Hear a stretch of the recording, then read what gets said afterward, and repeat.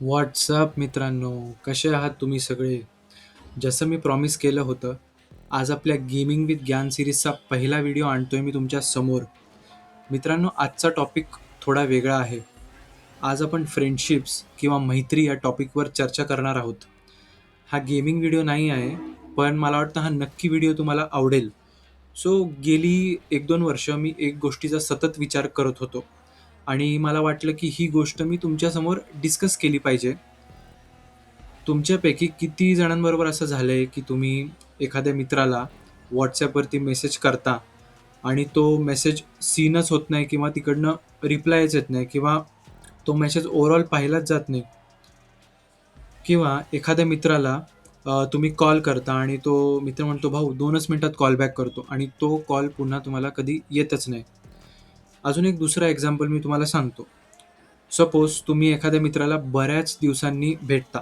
मस्त तुमच्या गप्पा होतात, भरपूर हसणं-मस्करी वगैरे हा प्रकार होतो. जाताना तो मित्र म्हणतो, "या वीकेंडला नक्की भेटू भाऊ. फ्रायडेला कॉल कर मला. यावेळी खायला जाऊ बाहेर." आणि त्या क्षणी तुम्हाला दोघांनाही वाटतं, की हो, हो, भेट होईल वगैरे नक्की. बट जेव्हा तो फ्रायडे येतो, तेव्हा तुम्ही वाट बघत असता. पण समोरून काही कॉलच येत नाही.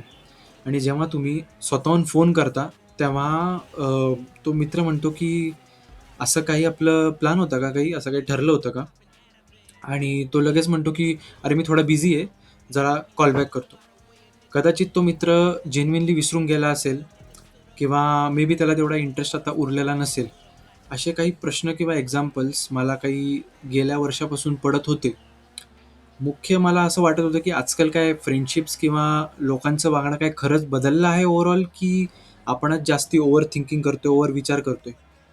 याच टॉपिकवर मुख्य हा व्हिडिओ बेस्ड आहे. मी हा व्हिडिओ बनवतोय कारण आजकाल प्रत्येकजण एआयबद्दल बोलतोय, करिअरबद्दल बोलतोय, मनीबद्दल बोलतोय, फिटनेसबद्दल बोलतोय. पण 2026 मध्ये फ्रेंडशिप्समध्ये जे चेंजेस होत आहेत, त्याबद्दल मला वाटत नाही फार लोकं व्हिडिओ बनवत आहेत. आणि एक गोष्ट आधीच क्लिअर करतो, हा व्हिडिओ कोणाला ब्लेम करण्यासाठी वगैरे नाही आहे. मी असं अजिबात म्हणत नाही आहे, की आजकालची लोकं एकदम वाईट झाली आहेत किंवा आता खरी फ्रेंडशिप उरलीच नाहीये. मी फक्त गेल्या काही वर्षापासून जे ऑब्झर्व्ह करतोय, ते तुमच्यासमोर मी ठेवतोय. चला तर आपण सुरू करूयात. आज जगात एक शब्द खूप व्हायरल झालाय ओव्हरऑल लोनलीनेस एपिडेमिक. म्हणजे लोकांच्या आजूबाजूला लोक असतात, कॉन्टॅक्ट्स असतात, फॉलोअर असतात, WhatsApp ग्रुप्स वगैरे सगळे असतात. पण तरीही अनेक लोकांना आतून एकटेपणा जाणवतोय. हे फक्त माझं ऑब्झर्वेशन नाही, तर जगात अनेक स्टडीजमध्ये आणि हेल्थ ऑर्गनायझेशन जे असतात, त्यांनी लोनलीनेसला एक वाढतं चाललेलं पब्लिक हेल्थ कन्सर्न म्हणून मांडलं आहे. हे ऐकायला थोडंसं विचित्र वाटेल, कारण आपण इतके कनेक्टेड आहोत ओव्हरऑल सोशल मीडियावर, पण इमोशनली मे बी नाही आहोत. कदाचित इतके डिस्कनेक्टेड आपण आजपर्यंत नव्हतो. मग प्रश्न असा आहे, की काय होतंय? म्हणजे लोकं खरंच बदललेत, की आपल्या आजूबाजूला जग इतक्या वेगाने बदलते, की आपला मेंदू त्याला ॲडजस्टच होत नाहीये? सो याच्यामागे काही इंटरेस्टिंग कारणं आहेत. चला तर आपण ते एक-एक रिझन ते आपण पाहूयात. पहिलं कारण वाढती टेक्नॉलॉजी. थोडा विचार करून बघा. आज तुमच्या एका दिवसात किती नोटिफिकेशन्स येतात. WhatsApp, Instagram, YouTube, games, AI. एका मेसेजच्या मध्येच 10 गोष्टी घडतात. आधी जर एखाद्या मित्राचा मेसेज आला, तर आपण लगेच रिप्लाय करायचो. आता काय होतंय, की मेसेज आला, आपण त्याला वाचलं आणि मनात म्हटलं, की "अरे 2च मिनिटात याला रिप्लाय देतो." तेवढ्यात Instagramवरचा एखादा नोटिफिकेशन येतो. मग आपण एखादी रील बघून घेतो. मग YouTubeचे शॉर्ट्स बघून घेतो. मग कुणाचा तरी मधूनच कॉल येतो. मग काहीतरी काम सुरू होतं आणि रात्री झोपताना अचानक आठवतं, की अरे त्या मित्राला रिप्लाय द्यायचा राहिला नाही किंवा कधी-कधी आठवतच नाही. आणि गंमत म्हणजे हे अनेक वेळा मुद्दामून होत नाही. मी स्वतः हे केलं आहे आणि माझ्याबरोबर पण हे झालंय. आणि कधी-कधी काही लोकांना आपल्यामध्ये मे बी तेवढा इंटरेस्ट नसल्यामुळे ते मुद्दाम लगेच रिप्लाय देत नाही असंही होऊ शकतं किंवा तो मेसेज चुकून इग्नोर पण होऊ शकतो. पण जोपर्यंत तुम्हाला त्याची पूर्ण खात्री नसेल किंवा तसं असल्याचा ठोस पुरावा तुमच्याकडे नसेल, तोपर्यंत तसं तुम्ही गृहीत नाही धरू शकत. म्हणून पुरावा नसताना कुठल्याही प्रकारचे फ्रेंडशिपमध्ये निष्कर्ष काढत जाऊ नका. कारण उगीच मग तो स्ट्रेस येतो डोक्यामध्ये आपल्याला आणि त्यामुळे काही गैरसमज पण डेव्हलप होऊ शकतात. दुसरं कारण, माझ्या मते दुसरं कारण म्हणजे आज आपल्याकडे अवेलेबल ऑप्शन्स खूप वाढले आहेत. थोडा विचार करून बघा, 7-8 वर्षापूर्वी एखाद्या व्यक्तीला किती मित्र होते? स्कूलचे, कॉलनीचे, बस. पण आता school friends, college friends, office friends, gym friends, gaming friends, social मीडियावाले फ्रेंड्स आणि अजून कितीतरी. म्हणजे लोकांची संख्या आता वाढत चालली आहे, पण दिवस अजूनही 24 तासाचाच आहे. त्यामुळे प्रत्येक फ्रेंडशिपला आधीसारखा वेळ देणं आता प्रॅक्टिकली तेवढं शक्य होत नाही. मला असं वाटतं, की लोक वाईट झाले म्हणून फ्रेंडशिप्स बदलली असं नाहीये, पण प्रत्येक व्यक्तीवर आता रिलेशनशिप्स, फ्रेंडशिपचा लोड आता वाढलंय.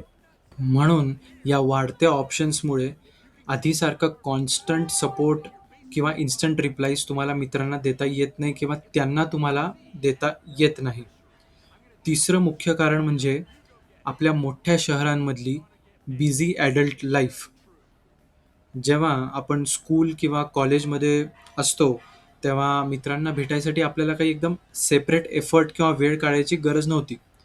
रोज भेटत होतो, रोज बोलत होतो आणि फ्रेंडशिप्स एकदम आपोआप ऑटो पायलटवर एकदम मेंटेन होत होत्या. पण जॉब सुरू झाल्यावर सगळं बदललं. कोणाचं ऑफिस, कोणाची फॅमिली, कोणी दुसऱ्या शहरात, कोणी मोठ्या शहरांच्या ट्रॅफिकमध्ये अडकले, त्यात खूप वेळ जातो. म्हणून आज एखाद्या मित्राला भेटणं हा रूटीन नसून एक सेपरेट इव्हेंट झाला आहे आणि म्हणूनच अनेक वेळा फ्रेंडशिप संपली असं नसतं, तर लोकांच्या आयुष्यच इतकं व्यस्त झालेलं आहे की फ्रेंडशिप्स मेंटेन करण्यासाठी त्यांना एक सेपरेट टाईम काढायला लागतो. आणखी एक चौथं रिझन जे मला वाटतं ते म्हणजे प्रॉक्सिमिटी, म्हणजे जवळ असणं. आपण फ्रेंडशिप्सबद्दल बोलतो, पण मला वाटतं की प्रॉक्सिमिटी हा फ्रेंडशिप्समधला सगळ्यात अंडररेटेड फॅक्टर आहे. सायकॉलॉजीमध्ये एक कन्सेप्ट आहे प्रॉक्सिमिटी इफेक्ट. सध्याच्या भाषेत सांगायचं तर ज्या लोकांना आपण वारंवार भेटतो आणि ते आपण एका कॉमन स्पेसमध्ये वारंवार भेटतो, त्यांच्याशी मैत्री होण्याची आणि ती टिकण्याची शक्यता जास्ती असते. म्हणूनच स्कूल, कॉलेज किंवा ऑफिसमधल्या फ्रेंडशिप सहज तयार होतात. पण एकदा तो शेअर्ड एन्व्हायर्नमेंट किंवा तो शेअर्ड स्पेस संपला, की ती फ्रेंडशिप टिकण्याची दोन्ही बाजूंनी प्रयत्न करावा लागतो. मी माझा एक तुम्हाला पर्सनल अनुभव सांगतो. माझं स्कूल लाईफ असताना मी तसा नवीन मित्र बनवायसाठी जास्ती जायचो नाही, काही असं प्रयत्न करायचो नाही. आमच्या एरियामधली जी पोरं होती, स्कूलचे जे मित्र होते, तेवढंच मला इनफ होतं. संध्याकाळ झाली की काही प्लॅनिंग वगैरे काही लागायची नाही. खाली जायचं आणि सगळे पोरं आपोआप क्रिकेट, फुटबॉल, सायकलिंग, बाकी गप्पा वगैरे सगळं चालायचं. तेव्हा मला वाटायचं की फ्रेंडशिप्स म्हणजे अशीच असते, आपोआप सगळं होतं. पण 10वी-11वी वगैरे झाल्यानंतर काही पोरं सायन्स, कॉमर्स इकडे-तिकडे गेली. कोणी दुसऱ्या सिटीमध्ये गेलं आणि काही महिन्यांनी मला लक्षात आलं, की मी रोज ज्यांच्याबरोबर खेळायचो, ती सगळी माणसं अचानक एकदम कुठेतरी गेलीत, बिझी झाली आहेत. आणि हॉनेस्टली मला थोडासा एकदम धक्का बसला, असा मिनी धक्का बसला. कारण मला पहिल्यांदा एकदम जाणवलं, की फ्रेंडशिप्स टिकवण्यासाठी थोडा एफर्ट पण घ्यावा लागतो. नवीन लोकांना भेटायला लागतं, बोलायला लागतं, स्मॉल टॉक करायला लागतो. स्वतःहून काही प्लॅन वगैरे बनवायला लागतात आणि प्रत्येक फ्रेंडशिप आपोआप टिकत नाही. मला वाटतं हेच अनेक लोकांबाबतीत कॉलेजनंतर होतं किंवा जॉबनंतर होतं. रोज भेटणं एकदम हळू कमी होतं, कॉन्टॅक्ट कमी होतो आणि प्रॉक्सिमिटी हे तुम्ही लक्षात ठेवा, प्रॉक्सिमिटीला गृहीत ठेवू नका. फ्रेंडशिप्स टिकण्यामागे एक शेअर्ड स्पेस प्रॉक्सिमिटी हा खूप मोठा फॅक्टर असतो. कारण जेव्हा 2 माणसं रोज भेटतात, बोलतात, तेव्हा आपोआप प्लॅन बनतात, आठवणी आपोआप बनतात. पण जेव्हा ती रोजची भेट बंद होते, तेव्हा फ्रेंडशिप्स टिकण्यासाठी आता दोघांनाही जाणीवपूर्वक एक वेगळा वेळ काढावा लागतो. म्हणून कधी-कधी फ्रेंडशिप्स संपते म्हणून नाही, तर ती धरून ठेवणारी जी परिस्थिती आहे, ती संपते. बट काही इन्स्टन्सेसमध्ये असंही दिसतं, की तुमचा जो तो बेस्ट मित्र होता, तो थोडा लांब गेला, तरी तुमच्यासोबत तो तेवढाच कॉन्टॅक्टमध्ये आहे, नेहमी कनेक्टेड आहे. काही एक्सेप्शनल केसेसमध्ये तुम्हाला ते दिसतं. पण ती जी कॉमन स्पेस होती, जे काही तुमचं कॉलेज होतं, जे की तुमचं मे बी एरिया होता तुमचा वगैरे, जी परिस्थिती होती, ती संपली की त्याच्यानंतर तुम्ही थोडं ऑब्झर्व्ह करा, की सेम तुमचं कॉन्स्टंटली तो मित्र तेवढाच कॉल करतो का तुम्हाला किंवा तेव्हा तुम्ही तेवढंच भेटता का? बरेच वेळा त्याच निमित्ताने म्हणजे तुमचं जास्ती भेटणं होत होतं, पण ते आता तेवढं होत नाही. पण ह्याला निगेटिव्हली घेऊ नका. बऱ्याच इन्स्टन्सेसमध्ये तुमची फ्रेंडशिप कंटिन्यू सुद्धा होते, थोडं तुम्ही एफर्ट टाकलं तर. 5वं कारण म्हणजे changing economy and changing interdependence. मला वाटतं, की एक ऑब्झर्वेशन मी तुम्हाला सांगतो, जे की माझं पर्सनल ऑब्झर्वेशन आहे आणि मे बी तुम्ही त्याच्याशी सहमत तेवढे नसाल. पण गेल्या काही वर्षापासून आपली जशी-जशी इकॉनॉमी इम्प्रूव्ह होत आहे, जसं-जसं लोकांकडे पैसा यायला सुरुवात झाला आहे आणि टेक्नॉलॉजी ओव्हरऑल वाढली आहे, तसं सर्व्हिसेस इझिली अवेलेबल झाल्या आहेत. तसं-तसं अनेक छोट्या-मोठ्या गोष्टींसाठी आपला एकमेकांवरचा जो डिपेंडन्स किंवा अवलंबूनपणा जो होता, तो आता कमी होत चालला आहे. पूर्वी अनेक कामांसाठी मित्र, नातेवाईक, शेजारची लोकं, ओळखीची माणसं लागायची. आता त्याच अनेक गोष्टींसाठी एका ॲपवर त्या गोष्टी होतात. फूड मागवायचं असेल तर ॲप आहे, सामान पाठवायचं असेल तर ॲप आहे, कॅब हवी असेल तर ॲप आहे. मी स्वतःचा तुम्हाला एक छोटा अनुभव सांगतो. काही महिन्यांपूर्वी मला गेमिंग लॅपटॉप विकत घ्यायचा होता. मला वाटलं, की मी माझ्या गॅजेट्सच्या माहिती असणाऱ्या मित्रांना मार्गदर्शनासाठी फोन करतो आणि मी त्यांचा गाईडन्स घ्यायसाठी ठरवलं आणि त्यांनी मला मदत देखील केली थोडीफार आणि पण ती लोकं ना आपल्या आयुष्यात एवढी बिझी होती, की तेवढ्या त्या क्वालिटीची मदत मला त्यांची होऊ शकली नाही. त्यामुळे मी थोडंसं डिससॅटिस्फाईड झालो आणि त्यावेळी माझ्या डोक्यात एकदम थोडासा विचार यायला लागला, की जर असंच पुढे चालत राहिलं, प्रॉपर मदत लोकं एकमेकांना नाही करू शकली, तर म्हणजे आपल्या ह्युमन्सचं असं म्हणजे कसं चालणार पुढे काम वगैरे, जर एकमेकांना आपण सर्व्हाईव्ह कसं करू, जर पूर्ण माहिती आपल्या मित्रांकडे नाही मिळाली. मग शेवटी मी काय केलं, मी एआयचा वापर केला आणि एआयला विचारलं, की कोणता लॅपटॉप घेऊ आणि एआयने फुल कंपॅरिझन वगैरे केलं, फीचर्सचं कंपेअर केलं आणि माझ्या बऱ्याच शंका दूर केल्या. सो मला असं थोडं जाणवलं, की एआयनी माझ्या मित्रांची जागा आता घेतली. पण असं अजिबात ओव्हरऑल नाहीये. ज्या प्रकारची माहिती म्हणजे माझे मित्र मला देणार होता, ज्याच्यावर मी डिपेंडंट होतो, तेच मला आता एआयनी थोडी हेल्प केली.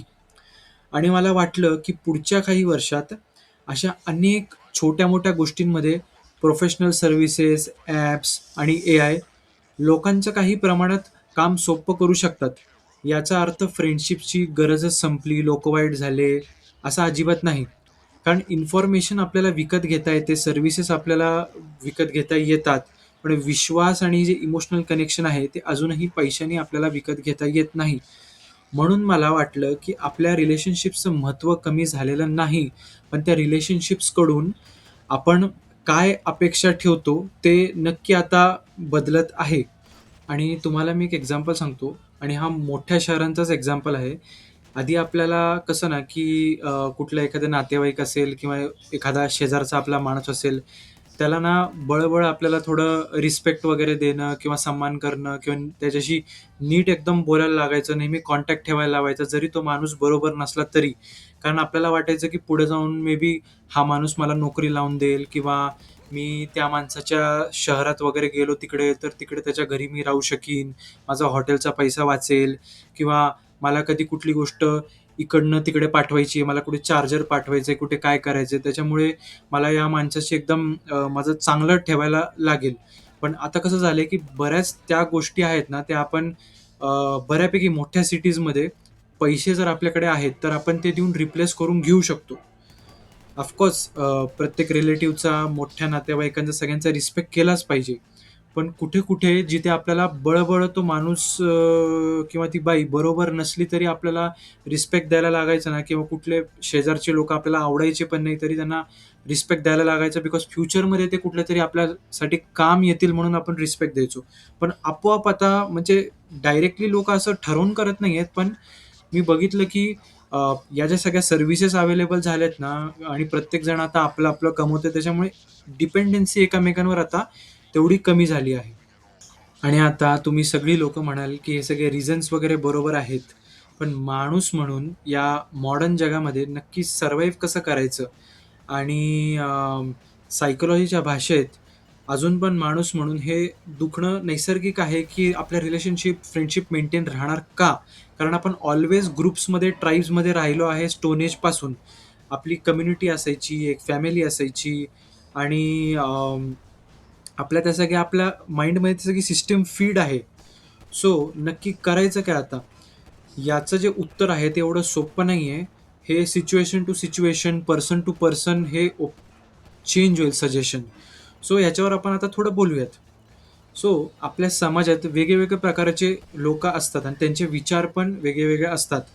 काही लोक म्हणतात की मला लोकांची गरज आहे, आणि एक टाईपची लोक असतात असं म्हणतात की मी एकदम इंडिपेंडेंट आहे आणि मला जास्ती लोकांवरती काही डिपेंडन्सी नाही आहे. आणि ऑनेस्टली मला वाटतं की हे पूर्णपणे खरं नाही आहे. काही लोक नॅचरली इंडिपेंडेंट असतात, काही लोक इंट्रोवर्टेड असतात, पण तरीही प्रत्येक माणसाला काही जवळची माणसं लागतात.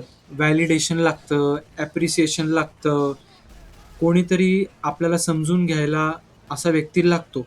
ही काही कमजोरीची निशाणी नाहीये. हे माणूस म्हणून आपली एक पर्सनॅलिटी आहे. आणि आजच्या जगात मला वाटतं, की आपल्याला एक छोटा माइंडसेट चेंज किंवा माइंडसेट बदलावा लागेल. आणि मी ही काही ॲडवाईस देत नाहीये. पण माझ्या मते 2026 मध्ये आपला हॅपीनेसचा पाया थोडासा आपल्या स्वतःवरच असला तर जास्ती बेटर आहे. अर्थात लोकांवरती डिपेंड होऊ नका असं नाही आहे. पण आपली हॅपीनेसची जी जबाबदारी आहे ती थोडी आता आपल्याकडे तुम्ही ठेवा. आपल्यावरती थोडं जास्ती डिपेंड व्हा. तर थोडं बेटर होईल. बट तुम्ही नवीन लोकांना भेटा, मित्र बनवा, बाहेर फिरा. पण अ, आपलं जे इमोशनल सिस्टम आहे ते एका व्यक्तीवरती पूर्ण डिपेंडेंट नका ठेवू. कारण आजच्या काळात प्रत्येकजण काही ना काही आपल्या आपल्या लाईफमध्ये बिझी आहे. ऑफिस असू दे, बिझनेस असू दे, हे लाईफ असू दे, फॅमिली, हेल्थ एक्सेट्रा. सो कोणाचं काही मेंटल स्ट्रेस चालू आहे, त्याच्यामुळे लोक आपल्या आपल्या लाईफमध्ये थोडे इन्व्हॉल्ड आहेत. आणि तुम्हाला ऑलरेडी सांगितलं की खूप नोटिफिकेशन बिटिफिकेशन्स हे ते सगळं झाले. त्याच्यामुळे थोडं स्वतःवरती थोडीशी डिपेंडन्सी आहे ना ती आता वाढवा. ओके. आणि हे ॲक्सेप्ट करायला स्टार्टिंगला थोडंसं डिफिकल्टी होईल. पण हे मात्र खरं आहे की या टायमिंगला आपल्याला स्वतःवरती आता थोडंसं डिपेंड राहायला लागेल. स्वतःहून म्हणजे गोष्टी जास्ती आपण करायला पाहिजे.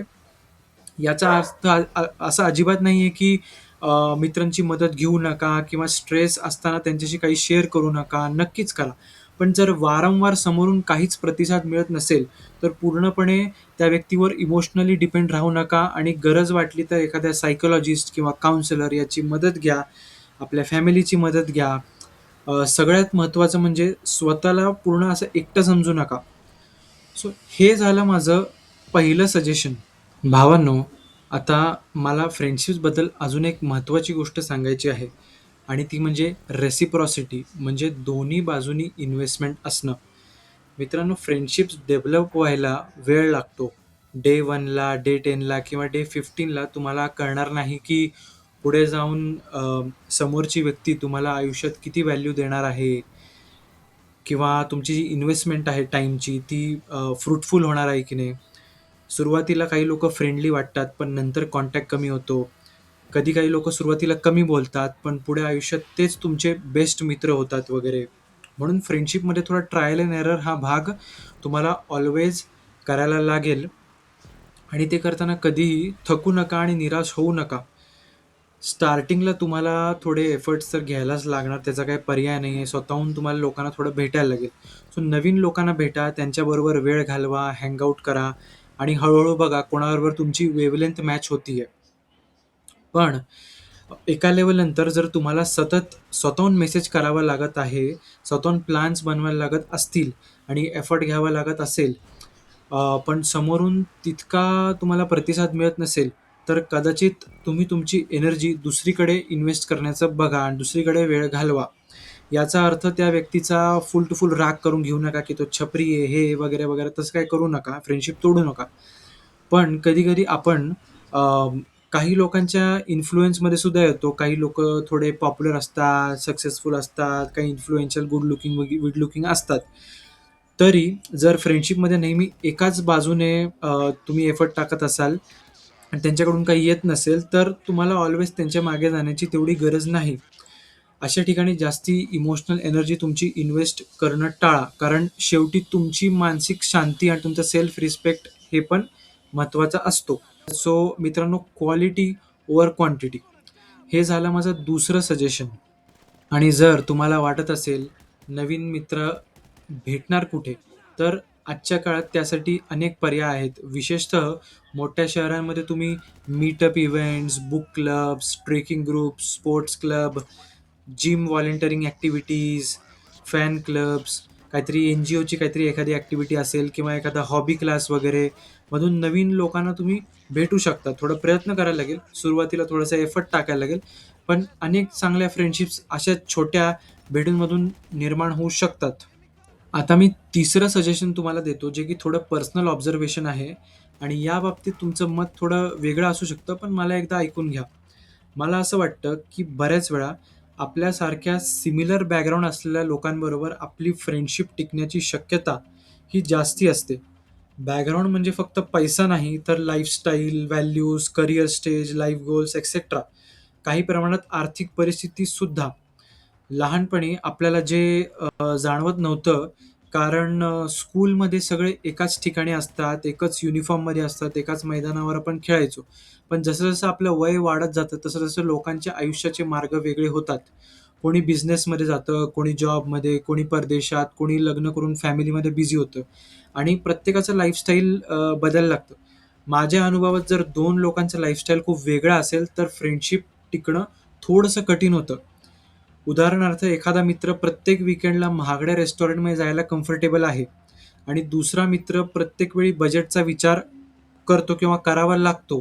तर सुरुवातीला काही फरक पडत नाही त्या मैत्रीमध्ये, पण काही वर्षांनी अशा छोट्या-छोट्या गोष्टी जाणवायला लागतात किंवा एखादा मित्र सतत फॉरेन ट्रिप्स करत असेल आणि दुसरा मित्र अजूनही थोडा त्याच्या करिअरच्या इनिशियल स्टेजमध्ये स्ट्रगल करत असेल, तर नकळत कंपॅरिझन सुरू होतात, जेलसी पण होऊ शकते आणि कंपॅरिझन फ्रेंडशिपसाठी सगळ्यात मोठा धोका आहे, शत्रू आहे.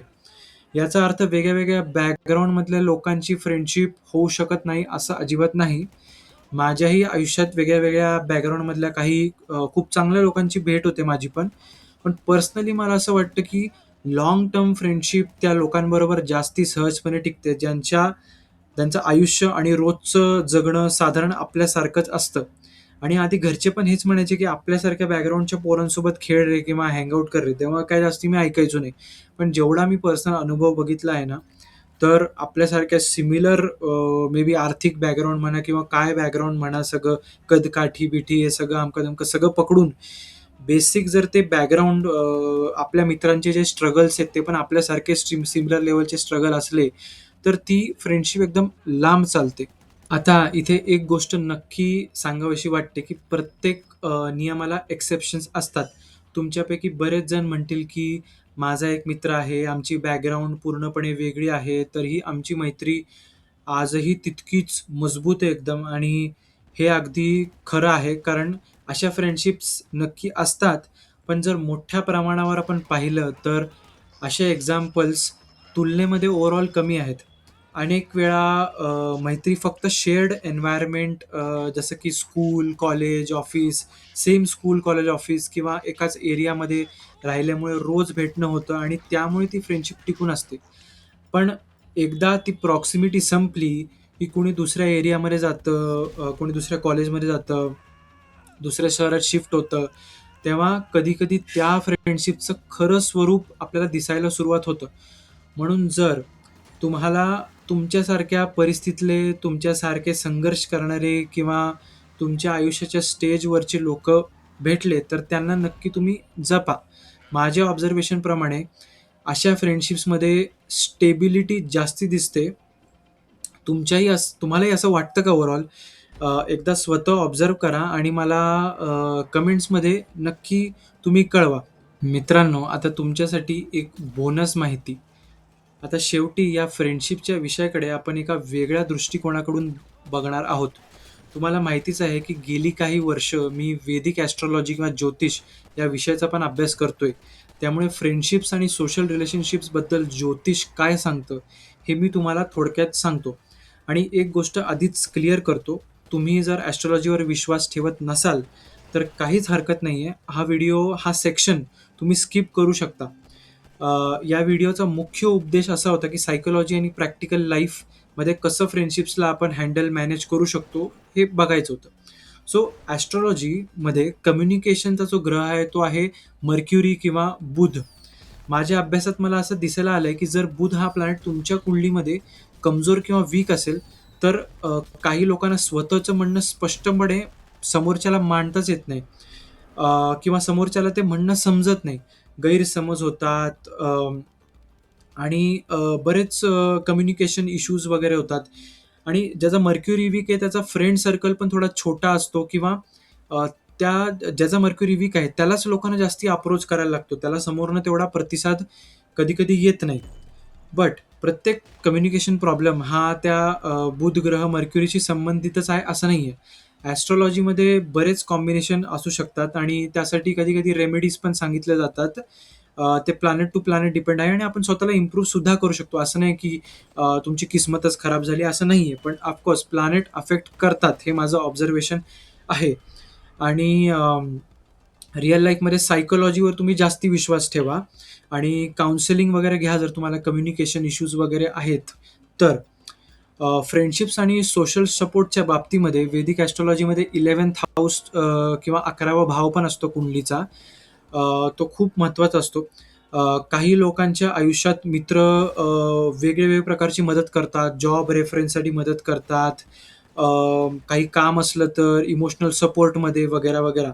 मंगल ग्रह जर चांगला असला तर काही बिकट परिस्थितीमध्ये लगेच मित्र हेल्प करायला येतात, फुल सपोर्ट वगैरे देतात वगैरे वगैरे. तुमचा मसल मास चांगला राहतो. आणि याचं जर उलटं असलं, 11th हाऊस वीक असला, मर्क्युरी वीक असला, मंगल हे असलं, तर तुम्हाला तेवढे मित्र इमिजिएटली सपोर्ट करत नाही आणि तुम्हाला थोडं फ्रॉम स्क्रॅच सुरुवातीपासून थोडी जास्ती मेहनत घ्यायला लागते गोष्टींमध्ये. आणि दरवेळेस 11वा भाव आणि मर्क्युरी असंच नाही तर पूर्ण कुंडली अॅनलाईज करायला लागते. मग जाऊन थोडं तुमचं डेस्टिनी कळते. ज्योतिषमध्ये कन्सेप्ट आहे दशा नावाचा, ठीक आहे. म्हणजे कोणत्या प्लॅनेटचा टाईम पिरियड तुमच्यावर सध्या चालू आहे, कोणती दशा चालू आहे. अनेक वेळा आपल्या आयुष्यात जसा टाईम पिरियड सुरू असतो, जशी दशा सुरू असते, त्या प्रकाराचे लोकं आपल्याला भेटतात किंवा त्या प्रकाराचे आपल्याला सोशल अपॉर्च्युनिटीज, रिलेशनशिप्स वगैरे भेटतात. आणि कधी-कधी जर ती दशा एवढी पॉवरफुल नसेल मित्र भेटण्यासाठीची, तर त्या टाईममध्ये आपल्याला थोडं स्ट्रगल करायला लागतं, थोडा कमी सपोर्ट मिळतो. त्यामुळे फक्त जन्मपत्रिका नाही तर दशेचा पण आपल्याला अभ्यास करायला पाहिजे. आणि मला वाटतं की ॲस्ट्रोलॉजीमध्ये सर्वात मोठी व्हॅल्यू ही असते, की स्वतःचं लाईफचा पॅटर्न आपल्याला कळतो, समजून घेता येतो आणि पर्सनॅलिटी पण थोडी आपल्याला समजून घेता येते. जर मला माहिती असेल की मला दुसऱ्या लोकांच्या कंपॅरिझनमध्ये कम्युनिकेशनवर जास्ती काम करावं लागत असेल, तर मी आधीच थोडासा कॉन्शियस होऊन जास्ती प्रयत्न करू शकतो. आणि जर मला माहीत असेल की मला सहजपणे मित्रांकडून सपोर्ट नाही मिळणार आहे, तर मी माझ्या स्किल्स, करियर आणि सेल्फ रिलायन्सवर थोडासा जास्ती भर देऊ शकतो. माझ्यासाठी पर्सनली ॲस्ट्रोलॉजी म्हणजे भविष्य सांगण्याचं साधन असं नाहीये, तर स्वतःला अधिक चांगल्या प्रकारे समजून घेण्याचा एक मार्ग आहे. आणि कधी-कधी काही गोष्टी आपल्या नियंत्रणाच्या बाहेर पण असतात हे मला समजलं. त्यामुळे प्रत्येक वेळी स्वतःलाच तुम्ही दोष द्यायचा आहे लाईफमध्ये असं नाहीये. तर मित्रांनो, कसा वाटला तुम्हाला हा व्हिडिओ? एक थोडासा वेगळा टॉपिक होता हा गेमिंगपेक्षा. जास्ती डिस्कशन बेस्ड टॉपिक होता. मला जाणून घ्यायला आवडेल, की हा फॉर्मॅट तुम्हाला कसा वाटला? तुम्हाला हे असे विचार आधारित व्हिडिओज आवडतात की नाही? मला नक्की तुम्ही कमेंट्समध्ये कळवा. आणि हा व्हिडिओ तुम्हाला पर्सनली किती रिलेट झाला किंवा काही तुमचे पर्सनल एक्झाम्पल्स असतील, तर मला कमेंट्समध्ये सांगा. मी सगळे कमेंट्स आता नक्कीच वाचतो. व्हिडिओ आवडला असेल तर लाईक करा. चॅनलवर नवीन असाल तर सबस्क्राईब करा आणि हा खूप म्हणजे मनाचा टॉपिक आहे. तर हा तुम्ही नक्कीच तुमच्या मित्रांना पण तुम्ही शेअर करा, मित्रपरिवारांना. आणि तोपर्यंत स्वतःची काळजी घ्या आणि तुमच्या परिवाराची पण काळजी घ्या. Peace out.